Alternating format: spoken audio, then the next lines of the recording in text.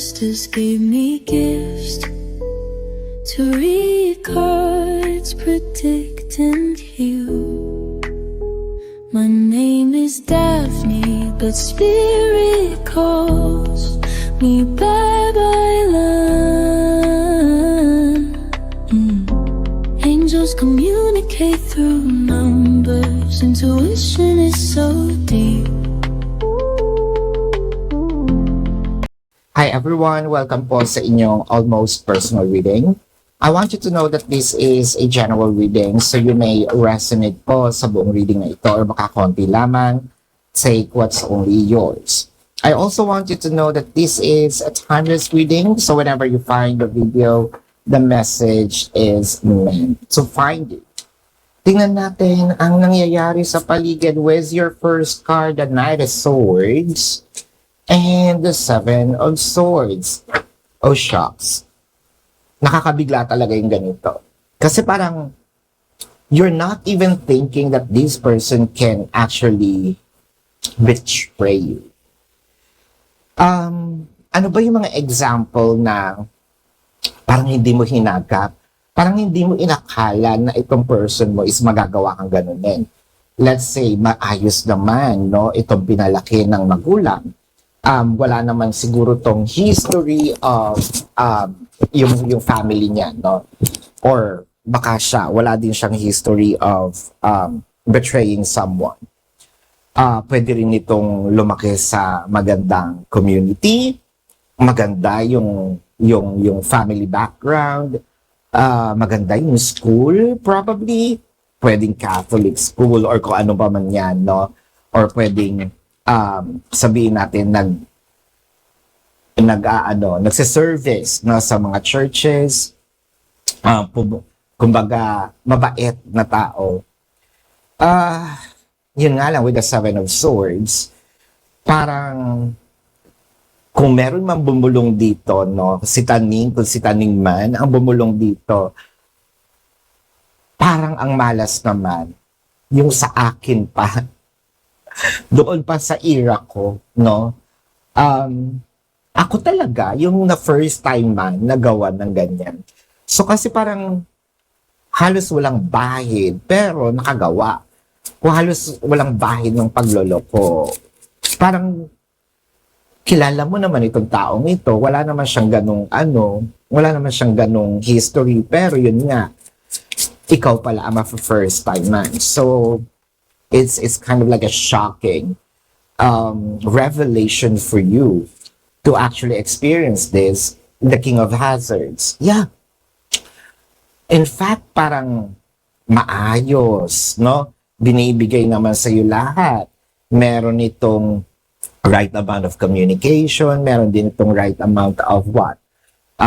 Sabihin natin care, right amount of sabihin natin pag-aalaga sa relasyon. Talagang why, no?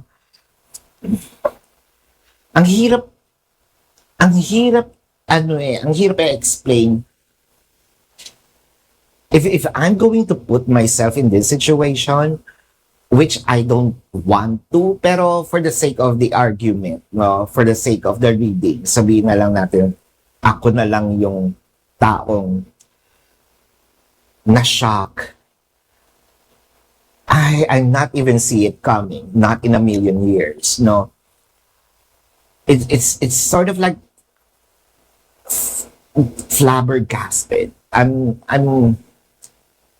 speechless. I can't say anything. Para akong nabuhusan ng malamig na tubig na hindi ako makagalaw, no? It's nakakarimaling. Yeah, the Wheel of Fortune, everything is smooth. Hindi mo rin naman masasabing expert ito sa ganitong gawain eh. Kasi unang-una, wala talaga siyang bahid na manloloko, na nagloloko. Pwedeng naging ano pa nga ito eh, naging victim pa before. So what happened now? Kasi the Wheel of Fortune, it gives me the epitome of a good partner, the epitome of an ideal partner that probably everyone is wishing, no, to have, to experience with. Bakit? Iba-iba kasi talaga yung isip ng tao. Bakit kung kailan nag-mature, ngayon ka magloloko? Well, ang pagloloko, wala naman yan sa edad. Pero bakit kung kailan ka nagkaroon ng... Bakit? With the Page of Wands, ayoko masyadong i-invite. Baka kasi, manifestations, maano ko, ang tawag doon, ma-manifest ko sa buhay ko. But in the first place, wala naman si jowa at wala namang jowa. So, pero kahit na, hindi ko masyado siyang i-vibe ha. With the Page of Wands, so, minsan talaga, nagiging instrumento ang online no? Wala ka mang nakikita in person, pero online pala, ayun. Whether this is through games, kasi with the Page of Wands, there's a depiction of bata, no? Or it can also be, kung may anak kayo nito, something connected sa bata. It can be, oh my God, huwag naman siguro kumare, ang sakit naman nun. Pero hindi natin ililimit pwedeng also din, pwedeng yun, pwede rin teacher, no? Or preschool ng yaya, nung bata, oh my God. This is too complicated. With the full card, you know what I'm seeing? This person kind of like brave everything and parang tried something. Baka nga boring ang kabataan nito.